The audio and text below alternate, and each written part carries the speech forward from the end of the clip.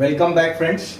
Today we will discuss light and other types of radiations in a bit more detail. From the sun we get light, we get heat and a lot many other types of radiations. For the time being we will focus our attention to the visible range of these radiations. So have you heard of spectrum?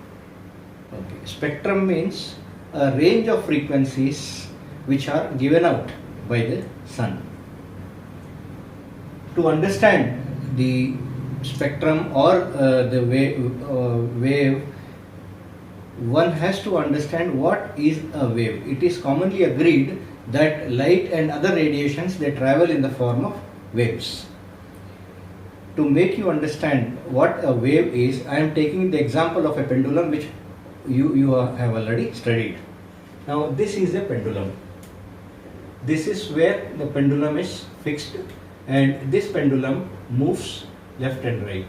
Now let us consider that we have pulled the pendulum to the right extreme. This is shown as RE, or from 0 we have started, we have gone to point 1. We can call this point as RE also. This is right extreme. And if we leave it here, it comes back to 0 and goes in the other direction, that is left extreme. Can you see this? Left extreme, or you call it as point number 3. And then it comes back to 0 and goes to right extreme again. This motion keeps on happening. It is called oscillation, or it is also called a wave motion. Now this motion is depicted here on a two-dimensional frame. See, this is 0. The pendulum moves from 0 to right extreme, and when it moves from 0 to right extreme, this distance from here to here is maximum. Here also you will see that it has gone to the extreme right. From then it traverses back to 0, that is from 1 to 2 it has come, 1 to 0, and then it comes to 1 to 2, and then it comes to 3. 3 is left extreme. If you see, this is left extreme, and then it comes back to 0. This makes one cycle or one oscillation.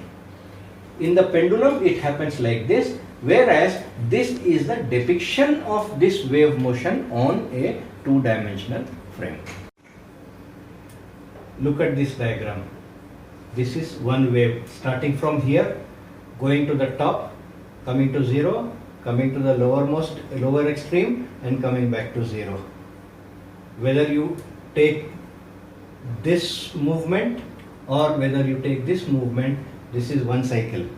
And if this one cycle happens in 1 second, we say that the frequency of this pendulum or this wave happening is 1 Hertz. Hertz is a unit of frequency. That means 1 cycle per second is equal to 1 Hertz. If this wave happens 1000 times in 1 second, the frequency will be 1000 Hertz.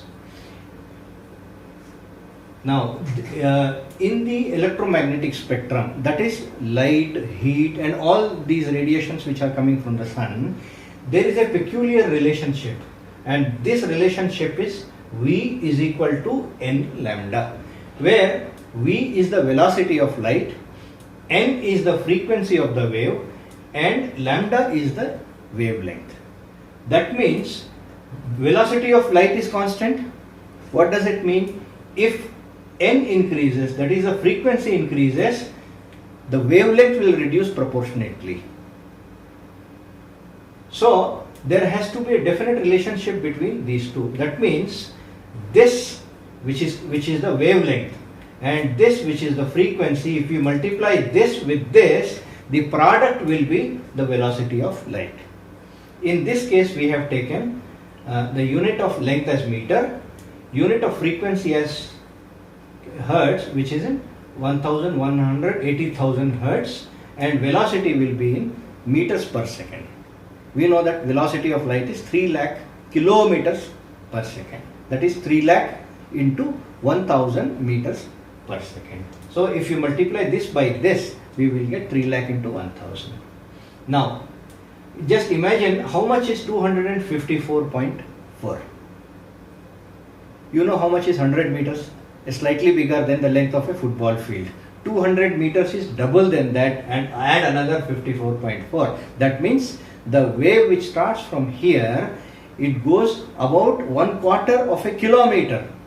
This distance from A to B of this particular wave is about 1/4 kilometer. Are you getting my point? Please imagine that. So that kind of those kind of waves are called radio waves. Let us discuss certain frequencies which are relevant to us. Us means human beings. We know that human ear has the capacity to hear a frequency from 20 hertz to 20,000 hertz. That means 20 hertz to 20 kilohertz. That is the range of the sound for a human being. Of course, it's a different matter that such a low frequency as 20 hertz or such a high frequency as 20,000 hertz, in rarest of rare cases anybody can hear. And dogs have much better frequency range, and other animals may be having different ranges of frequencies. Similarly, for visible range also, human beings have a range. That range is violet on one end to red on the other end. That means if the frequency or the wavelength is 400 nanometers to 800 nanometers, if any wave of this within this range falls on any object and that object reflects the wave and it comes to us, we can perceive that object. If it is beyond this range, then we cannot perceive or we cannot see that object. Now this is not the limit. There are radiations which are beyond this spectrum also. There are ultraviolet rays. Ultraviolet rays, ultra means higher. Ultraviolet rays are those rays which have a frequency or which have frequencies more than the violet rays. Infrared rays are those rays which have frequencies, mind you, frequencies less than the frequency of the red wave. If you go beyond ultraviolet, you will have gamma rays, X-rays, gamma rays, and such higher waves. On the lower frequency range of the spectrum, below the red is called the infrared spectrum. You may have heard about infrared cameras or infrared heat treatment like that. They all operate in a frequency range which is less than the frequency of red. When I say less than the frequency of red, it means the wavelength of such waves will be larger. That means what? When the frequency increases, the wavelength reduces.